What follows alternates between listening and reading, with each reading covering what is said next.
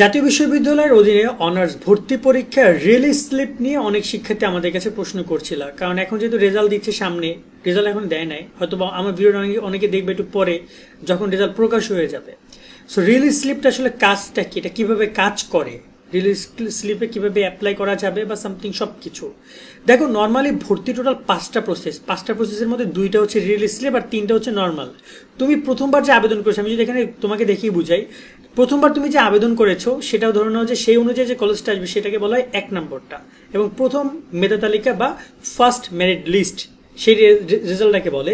Second যেটা আসবে সেটা হচ্ছে সেকেন্ড তোমার হচ্ছে মেরিট লিস্ট, এবং তোমার এই দুইটা জায়গায় তোমাদের কোনো আবেদন করতে হবে না। ওই যে তুমি প্রথমবার আবেদন করেছিলে এবং ভর্তি পরীক্ষা দিয়েছো তার ভিত্তিতে প্রথম এবং দ্বিতীয়টা হবে, এবং তৃতীয়টা হচ্ছে কোটা মানে যারা কিনা কোটা পেয়েছো, মুক্তিযোদ্ধা কোটা অথবা প্রতিবন্ধী কোটা বা সামথিং।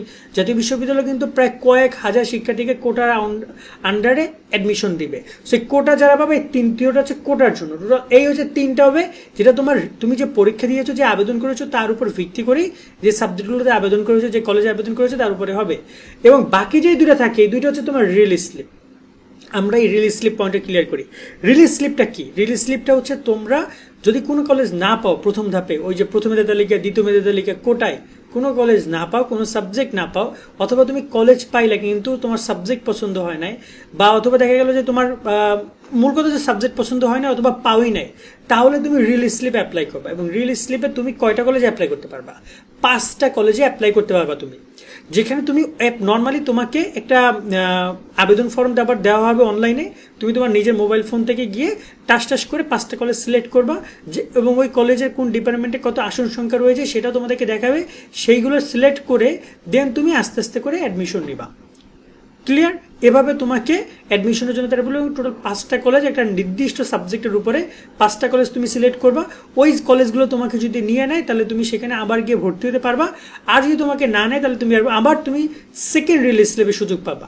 এবং জাতীয় বিশ্ববিদ্যালয় সেকেন্ড রিলিজ স্লিপ পর্যন্ত সুযোগ দিচ্ছে, আবার তৃতীয় রিলিজ স্লিপ মানে থার্ড রিলিজ স্লিপ নাই। দ্বিতীয় রিলিজ স্লিপে তুমি যদি ভর্তি হতে না পারো তাহলে তোমাকে আবার নেক্সট ইয়ার ট্রাই করতে হবে, অথবা ডিগ্রি বা প্রফেশনাল অনার্সে ট্রাই করতে হবে। এবার একটা কথা হচ্ছে যে রিলিজ স্লিপটা কবে শুরু হবে। তোমাদেরকে জানিয়ে রাখতে চাই যে প্রথম মেধা তালিকার রেজাল্ট প্রকাশ, ভর্তি, দ্বিতীয় মেধা তালিকার রেজাল্ট প্রকাশ, ভর্তি, কোটার রেজাল্ট প্রকাশ, ভর্তি, এরপরে গিয়ে শুরু হবে রিলিজ স্লিপের আবেদন। এবং রিলিজ স্লিপ হবে শূন্য আসনের বিপরীতে। কিভাবে? তোমার ধরো যে একটা কলেজে আসন আছে 1000, তার মধ্যে প্রথম মেধা তালিকায় তারা নিয়ে নিবে 600কে, দ্বিতীয় মেধা তালিকায় নিয়ে নেবে আরো 100 জনকে, 700 জনকে, কোটা নিয়ে যাবে আরো 50 জনকে, টোটাল 750 জন নিয়ে নিল। তারা থাকবে কত? 250 জন না? ওই 250 জনের এগেনস্টে তখন আবার রিলিজ স্লিপ চলবে। মানে এমন না যে তোমাকে অনেক শিক্ষার্থীকে বাদ দিয়ে তোমাকে নিবে, এমন না। যারা ভর্তি কনফার্ম করে ফেলবে, ওই যে দেখা যায় 750 জনকে নিছে, তার মধ্যে দেখা যায় যে সর্বোচ্চ 700 জন ভর্তি কনফার্ম করছে, 50 জন সাবজেক্ট পাইছিল কিন্তু ভর্তি হয় নাই। সেক্ষেত্রে ওই যে টোটাল যে গ্যাপটা থাকবে, যত ভর্তি হয়েছে এবং যত ভর্তি আসন ফাঁকা আছে, ওই গ্যাপটাতে তারা গিয়ে রিলিজ স্লিপের আবেদন করবে এবং ওই অনুযায়ী রিলিজ স্লিপে তোমরা অ্যাপ্লাই করবে। এবং তখনও তোমার ওই যে তুমি যে পরীক্ষাটা দিয়েছো, জাতীয় বিশ্ববিদ্যালয়ের অধীনে ভর্তি পরীক্ষা একবারই তো দিবা, ওই ভর্তি পরীক্ষার নাম্বার এবং তুমি তোমার জিপিএ নাম্বারটা নিয়ে যে টোটাল রেজাল্টটা হয়েছে, ওই রেজাল্টটা আবার রিলিজ স্লিপে যে কলেজগুলোর কাছে অ্যাপ্লাই করবা তাদের কাছে চলে যাবে। এবং এখানে একটা ব্যাপার হচ্ছে, রিলিজ স্লিপে অ্যাপ্লিকেশনে তুমি যে 5টা কলেজে অ্যাপ্লাই করবা, সেটা ঠিক এরকমের যে ধরুন যে তুমি লাইনে দাঁড়াইছো, তোমার সামনে 5 জন আছে, তো তোমাকে সবাই একটা করে গাড়ি চড় মারবে। তো তুমি প্রথম যে আসে সে কিন্তু তোমাকে দ্রুত চড় মারতে পারবে, এবং প্রথম ব্যক্তি যখন তোমাকে গালে টাচ করবে, দেন তুমি দ্বিতীয় ব্যক্তি তোমাকে গালে টাচ করতে পারবে।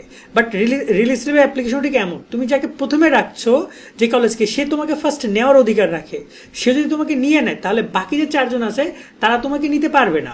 আবার তোমাকে যদি প্রথম জন না নেয়, তোমাকে যদি রিজেক্ট করে দেয়, তাহলে তুমি চলে যাবে 2 নম্বরের কাছে।